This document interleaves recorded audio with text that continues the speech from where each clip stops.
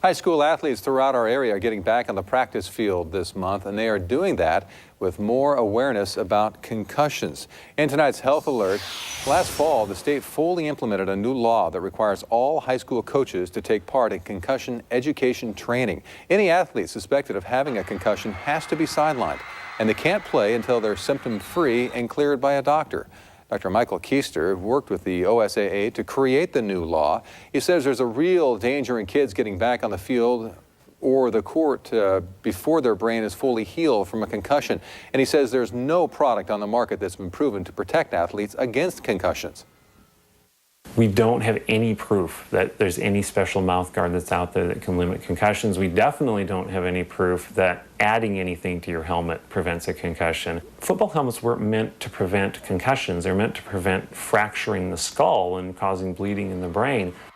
The doctor says one of the keys to preventing concussions is training. Coaches need to make sure young football players are hitting with their bodies and not with their helmets.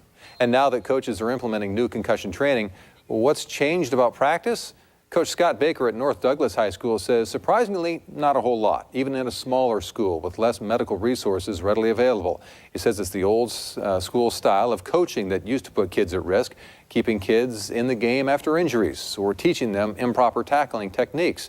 He says for most high school coaches, those days are long gone, but he says there isn't enough done in professional ball to discourage playing styles that can lead to head injuries.